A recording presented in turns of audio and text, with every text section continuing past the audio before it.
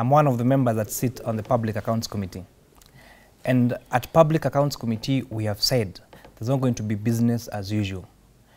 In the last, before we went on recess, we've been looking at the 2014-2015 financial statements. And the theft, the irregularities and the illegalities in some of these state corporations is just enormous.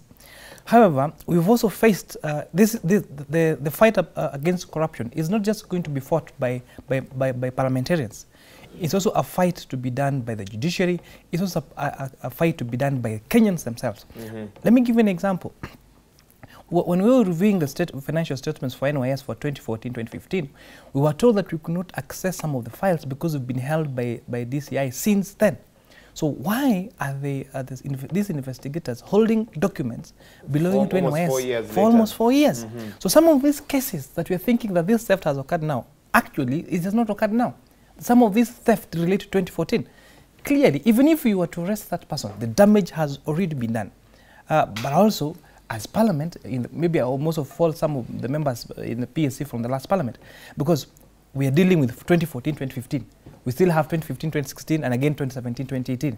But as the paper says, we have parliamentarians that are resolved to do, and especially as a young MP I will say, stealing 9 billion shillings from NYS, that is money that is enough to construct and fully equip 90 TTIs. 90 technical training institutes. So in terms of opportunity cost, how much we're losing by these people stealing this amount of money is just enormous. But again, looking at what has been happening, the arrests that have been made, you know, you arrest somebody with in an SUV vehicle with sirens all over. We're making these people look like they are heroes, you know. You even complete with chase cars, with SUVs, and we're making it so dramatic that so for someone watching this might feel that this is actually heroic.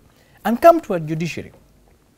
One of the things we are celebrating is that we had people that were, like for example, the Machakos cemetery sales saga for 250 million have been imprisoned for 3 years.